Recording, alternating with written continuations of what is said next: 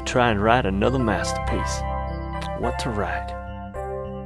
Wait a second, I know one story. Maybe it's time that story gets told.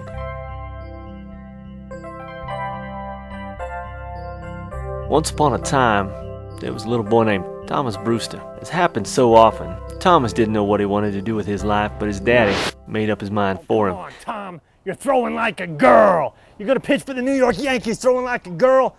Oh, don't give me that look. You should be happy you got a collarbone, not like your old man born without one. I'm never going to pitch for the Yankees, but you could if you work hard. That is, if you know how to. Don't you want to pitch for the Yankees, Tom? Oh, don't you give me that.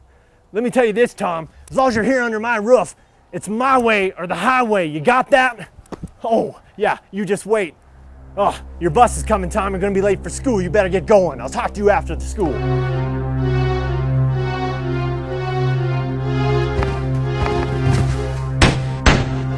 That very moment, rock, paper, scissors was to be his destiny. But boys' lives are made up of one day after another, and those dreams slowly fade away.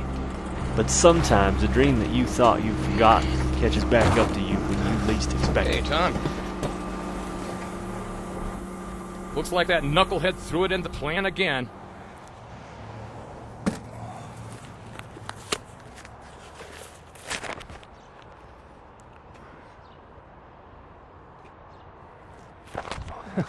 Rock, paper, scissors, huh? Yeah. You want to get in? Huh? I know of a game. Go there. Tell him Pete Owens sent you. Thomas was intrigued by the thought of this private game. Private party only? Oh, yeah, my friend, Pete, he sent me. Yeah. All right. Let's do it.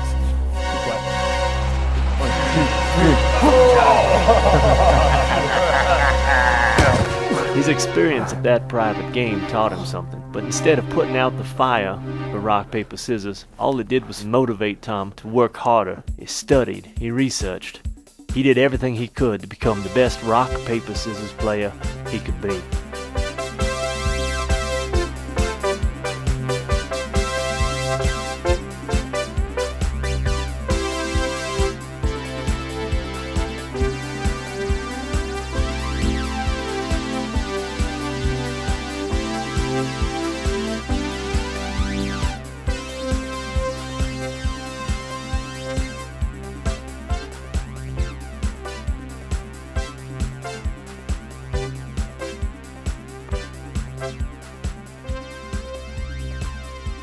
All that hard work that Thomas did paid off, and he became quite skilled at rock, paper, scissors.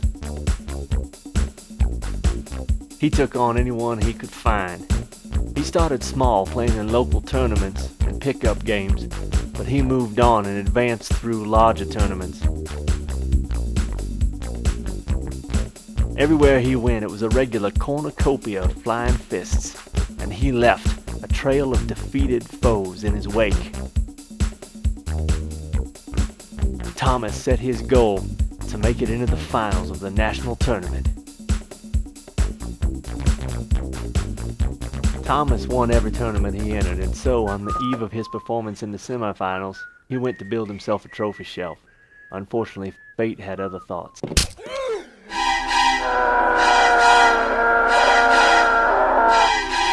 Thomas was dealt a devastating injury to his right hand. He thought perhaps he could switch to using his left hand.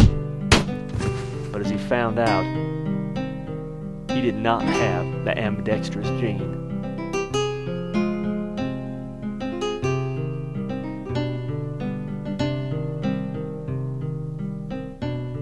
And so it came to be that Thomas went into the semifinals of the national tournament with his injured right hand, determined to do the best he could with what he had.